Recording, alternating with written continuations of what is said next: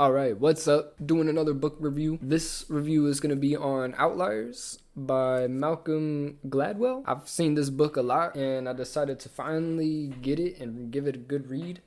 I took some notes in it too as well of all the points that have kind of opened up my eyes in a way or have shown me something. Of course, there's some other people that would probably, completely annotate the book.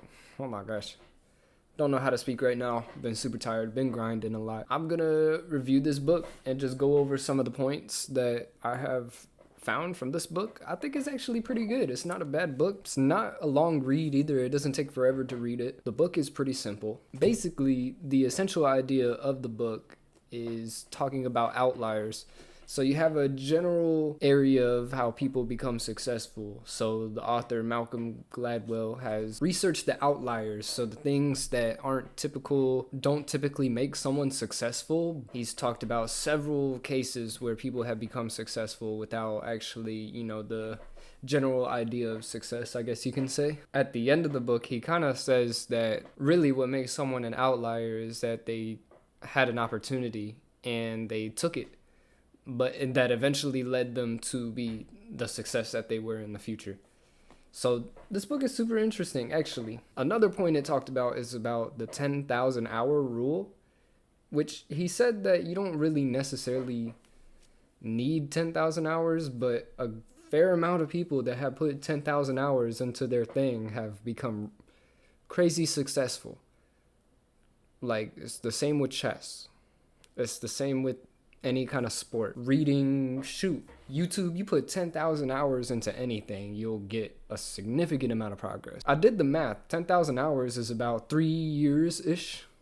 That's if you're doing it for 8 hours a day, I think.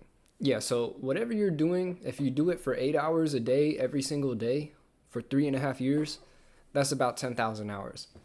Which is sad that most people put 10,000 hours into their part-time job that they hate. If you find something that you love doing and that you can do for 8 hours a day, do it. Get them 10,000 hours in. Some people play video games for 10,000 hours, and it's sad seeing that because you could do a lot bigger things with that. So that's another thing from the book that I've noticed that's pretty freaking cool. I want to get 10,000 hours in everything now. Everything that I want to do. YouTube, jiu-jitsu, the gym, reading. Even 10,000 hours of meditation. I wonder what that would be like. 10,000 hours of meditating. You'd be on a whole nother level. That's another big point in the book that I've noticed that was pretty interesting to me, at least. Another really good point from the book is that nobody made it to success alone. Everybody did it either in a group or they were almost like I said towards the beginning of the video, they were almost like given an opportunity from someone else and then they took it. Yeah, nobody ever did it alone. Anybody that was successful, I think he did mention some people that were ridiculously smart. Nobody knew about them because they kind of were just like a solo kind of thing. Anybody that's become successful never did it by themselves. So that's super interesting. That's another reason why people tell you are who you hang around in a way, If you hang around successful people, you're more than likely to become successful yourself. So super interesting, at least for me. And yeah, the main idea of this book is just talking about, the outliers of success, which sounds self-explanatory. Speaking of the title is Outliers, but really the main idea was that people became successful due to certain opportunities or certain things that have seemed like it limited them, but it actually made them super successful. Something I could actually relate to this. It's not really that I'm super successful, but I've had celiac disease since I was I think 8 years old, if I remember, since I was super young. Not a lot of people know what that is. I've had low body fat percentage my whole life. I was super skinny, which that thing is what made me upset with stuff. But now that I'm actually working out, I had no body fat. So all you see is muscle striations and stuff. So technically, I could see myself as an outlier like that. So that's pretty cool. Of course, I still got 4 more years of building muscle. Then I'll look freaking crazy, The biggest point I got from this book was the 10,000 hour rule.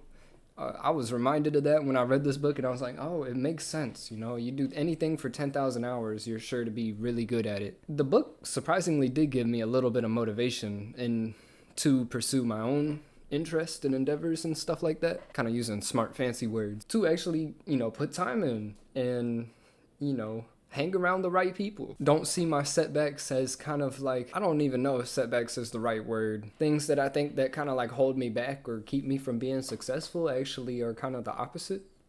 So like my celiac disease in a way. So super awesome book, super interesting. It's not that complicated of a read. It didn't take too long to read. Of course, right now I've been reading a book every single week. I might make a video like this on each and every book I read now. Who knows? That's not a bad idea. So I might start doing that. Just make a book review every single week of the book I've read that week. I'm reading 2 of them right now, actually. So sorry for flexing on you like that. Grinding, doing a lot of big things. So yeah. I'll leave a link in the description for this book if you want to check it out yourself. I think it's worth a read. It's not that expensive, not that complicated to read, so shoot, why not? Pretty interesting. So I gave all the like big ideas, big points that I came up with. Of course, you might come up with something else. So either way, that's it. I'm out.